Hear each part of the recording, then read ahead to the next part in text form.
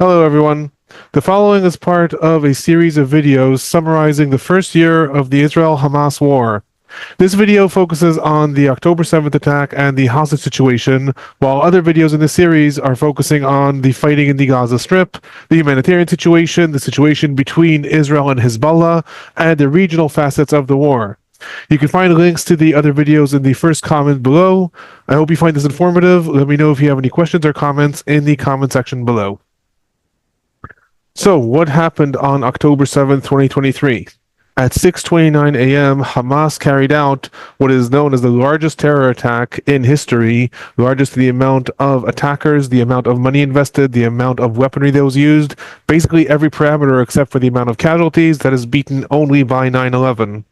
At 6:29 a.m., between 2,000 and 3,000 attackers, primarily of Hamas, but also of the Palestinian Islamic Jihad, the Popular Front of the Liberation of Palestine, and other organizations in the Gaza Strip, stormed through the border fence that separates the Gaza Strip from Israel.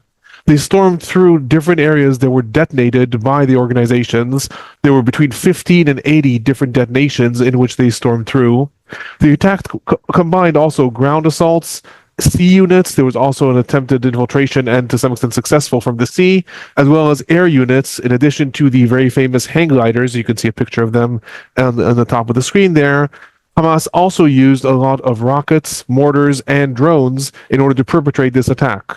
Within a few hours, 3,000 to 4,000 rockets and missiles were fired. The drones were also used to disable the different IDF surveillances throughout the fence. The attackers overran military outposts and bases and took over Israeli kibbutzim and towns all along the border with the Gaza Strip.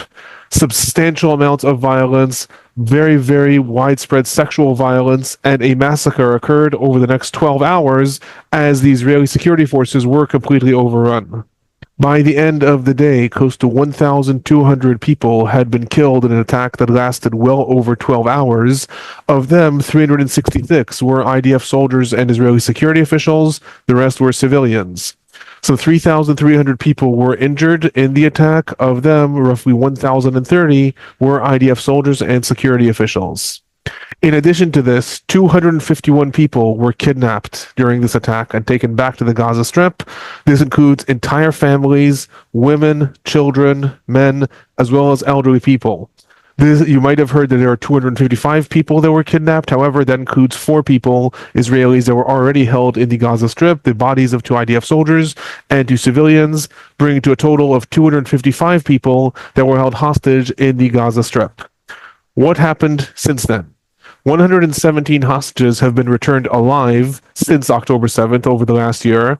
This includes 4 elderly women, which the organizations released in October last year as humanitarian gestures. In addition, 105 hostages were released in a hostage deal that was brokered at the end of November of 2023. This includes 81 Israelis and 24 foreign nationals. They were released in exchange for the release of several hundred Palestinian prisoners that were held in Israeli jails. In addition to this, 8 hostages have been rescued by the IDF during its military operation in the Gaza Strip. In addition to this, the bodies of 37 hostages have been recovered by the IDF in the Gaza Strip. This includes also 3 hostages that were killed by IDF fire during the IDF operations within the Gaza Strip, as well as 3 additional bodies that died as a result of IDF bombings within the Gaza Strip. Hamas has stated over the past year that many more hostages have been killed as a result of IDF activity. However, only those 6 hostages are the ones that have been confirmed by the IDF. This leaves in total 101 hostages that are still held in the Gaza Strip a year after they were kidnapped. Of them, 36 have been confirmed dead by the IDF and Israel. However, it's important to add a caveat to that while 36 are officially declared dead, there are different reports that emerged throughout the year that both Israeli and U.S. intelligence believes that only 50 hostages remain alive out of the 101 that are there. This has also been somewhat confirmed by Israeli Prime Minister Netanyahu when he was addressing the Knesset. Right now, what is very likely is that 101 hostages are held in the Gaza Strip, of which 50 or less are still alive. Now, I'm going to pause here for a minute and take a moment to discuss the concept of Palestinian prisoners that are being negotiated as part of a hostage deal. I often get asked, who are the Palestinian prisoners? Palestinian prisoners are Palestinians, the vast majority of them from the West Bank, however, a contingent from Gaza as well, who have been arrested by the Israeli Defense Forces, the Israeli military, that is the IDF, and have been put on trial in military courts in the areas that are known as the occupied Palestinian territories, either in the West Bank or, in some cases, again, in the Gaza Strip. That means that they are not subject to regular Israeli law. They are tried for different crimes according to martial law that they are subject to. However, they are held in Israeli jails. The range of crimes that they could be incarcerated for ranges from being in charge of terrorist organizations and carrying out mass acts of violence, all the way to much more petty things, anything from stone throwing or even being a member of an organization in which someone else commits a crime according to martial law. That is enough to, in some cases, put you in jail. So there's a wide range of Palestinian prisoners.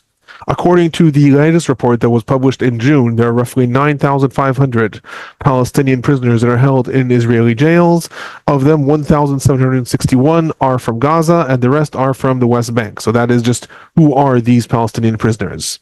Now, where do things stand with regards to the hostage negotiations that have been ongoing for the last months?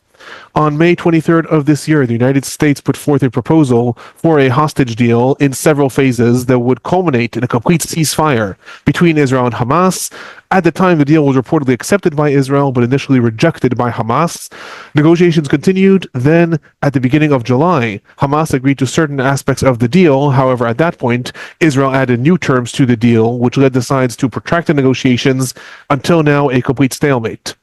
Very briefly, the main sources of disagreement between the sides include: is there going to be continued IDF presence along the Netzarim corridor and the Philadelphia access? You can check out my other video talking about the fighting in the Gaza Strip, where I explain more about the IDF presence in those areas in more detail.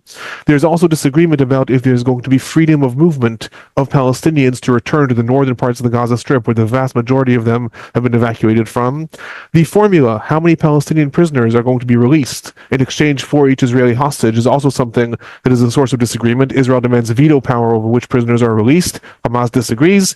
One of the major questions, however, is what does it mean to have an ultimate ceasefire? Israel is demanding that after the first phase of the deal and in each of the phases, it can return to fighting in order to, quote unquote, destroy Hamas, whereas Hamas is insisting that the phases will bleed into each other automatically, the truce will continue, culminating in an ultimate ceasefire.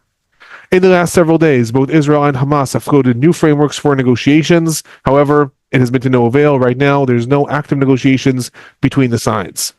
Just summarizing this video on the hostage situation, as of now, out of the 255 hostages that were held in the Gaza Strip for the last year, 101 remain in the Gaza Strip.